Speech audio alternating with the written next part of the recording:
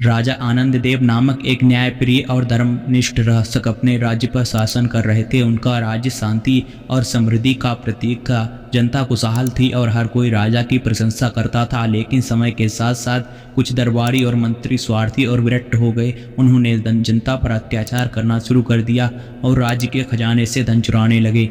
राजा आनंद देव को धीरे धीरे ये सब पता चला। एक दिन उन्होंने अपने विश्वसनीय सेनापति से कहा, मुझे इस राज्य में हो रहे भ्रष्टाचार की गहराई तक जाना होगा।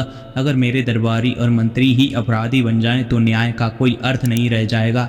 सेनापति ने सहमति जताई और गुप्त रूप से जांच शुरू कर दी।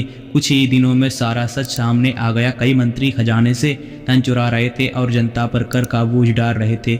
ये सुनकर राजा का हृदय व्यथित हो गया।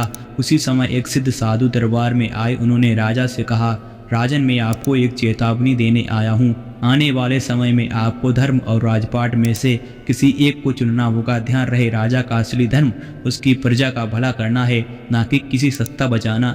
राजा ने साधु की बात को ध्यान से सुना और कहा, महाराज, मैं हमेशा धर्म के मार्ग पर चलने का प्रयास करूंगा। मेरी प्रजा की भलाई ही मेरे लिए सर्वोपरि है। साधु मुस्कुराए और चले गए। कुछ समय बाद भ्रष्ट मंत्रियों ने राजा के खिलाफ षड्यंत्र रचा डाला। उन्होंने राज्य के सेना और कुछ दरबारियों को अपने पक्ष में कर लिया। एक दिन उन मंत्रियों ने राजा को चुनौती दी और कहा, यदि आप हमारे खिलाफ कोई कदम उठाते हैं तो आपको गद्दी छोड़नी होगी। हम आपको हर हाल में सत्ता वे देकर कर देंगे। राजा के सामने कठिनाई खड़ी हो गई। यदि वह युद्ध करते तो राज्य में अशांति फैल जाती और जनता को नुकसान होता। लेकिन यदि वह गद्दी छोड़ देते तो राज्य भ्रष्टाचारियों के हाथों में चला जाता। राजा ने गहरी सोच विचार के बाद एक महत्वपूर्ण निर्णय लिया। उन्होंने कहा, यदि मेरी गद्दी छोड़ने से मेरी प्रजा को कष्ट नहीं होगा तो मैं ये गद्दी त्याग देता हूँ। एक राजा का धर्म अपनी सत्ता से बड़ा होता है। मेरा कर्तव्य है कि मैं अपनी प्रजा की भलाई के लिए त्याग करूँगा। राजा ने गद्दी छोड़ दी और जंगल की ओर चले गए। एक आश्रम में जाकर साधु के शिष्य बन गए। जब यह बात जनता को पता चली तो राज्य में उनके हाहाकार मच गया। लोग राजा के त्याग और उनके न्यायप्रिय स्वभाव को भुला नहीं पाए। जनता ने भ्रष्ट मंत्रियों के खिलाफ विद्रोह किया।